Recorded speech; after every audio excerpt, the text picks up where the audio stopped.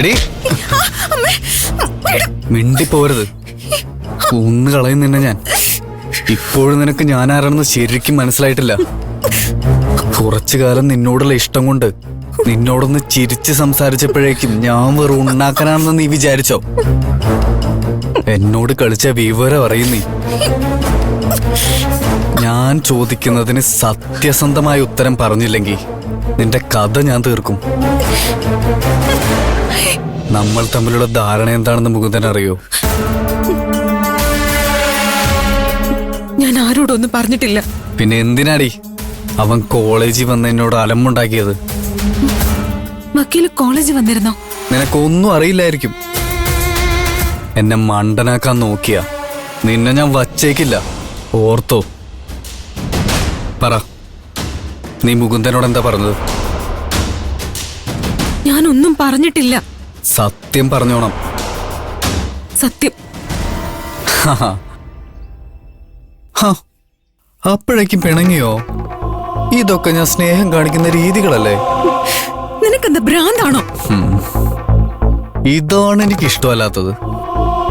ഒരാളെ പൂർണ്ണ മനസ്സോടെ നമ്മൾ സ്നേഹിക്കുമ്പോ അത് തിരിച്ചു കിട്ടണമെന്ന് നമ്മൾ ആഗ്രഹിക്കുന്നതിൽ എന്താണ് തെറ്റ്?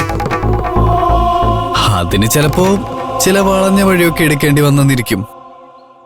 അങ്ങനെയുള്ള വഴികൾ എടുക്കുന്നവർക്ക് ഭ്രാന്താണെങ്കിൽ എനിക്കും ഭ്രാന്താണ്. ഈ പ്രേമിക്കുന്നവരെല്ലാം സ്വല്പം ഭ്രാന്തുള്ളവരല്ലേ? അല്ലെങ്കിൽ ആ പ്രണയത്തിൽ എന്തോ ഒരു ത്രില്ലുള്ളത്? നീ തീരെ റൊമാൻറ്റിക് അല്ലാത്തതുകൊണ്ടാണ് നിനക്കിതൊന്നും ഇഷ്ടപ്പെടാത്തത്. നിനക്ക് താല്പര്യം ബോറിംഗ് ആയിട്ടുള്ള ആളുകളെയാണല്ലോ.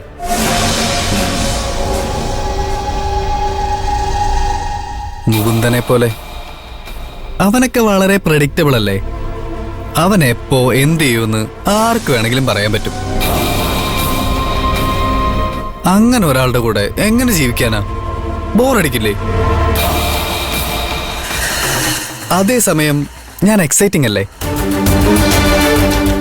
ഞാൻ അടുത്ത നിമിഷം എന്താണ് ചെയ്യാൻ പോകുന്നതെന്ന് എനിക്ക് പോലും അറിയില്ല. അങ്ങനെയുള്ള ഒരാളല്ലേ നിന്റെ കൂടെ ഉണ്ടാവേണ്ടത്.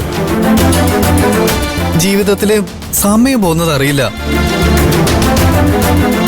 ഞാൻ പറഞ്ഞു വരുന്നത് എന്താന്ന് വെച്ചാ, ഈ മുകുന്ദനെ പോലെയുള്ളവരിൽ നിന്ന് നീ അകലം പാലിക്കണം. എനിക്ക് നിന്നെ ഒരുപാട് ഇഷ്ടമാണ്. എനിക്കിഷ്ടമുള്ളവര് ഇങ്ങനെ ലോ ക്ലാസ്സുകളുടെ കൂടെ കറങ്ങി നടന്ന് സ്വന്തം വില കളയുന്നത് എനിക്കിഷ്ടമല്ല. എനിക്കിഷ്ടമല്ലാത്ത എന്തെങ്കിലും നീ ഇനി ചെയ്യോ ബേബി?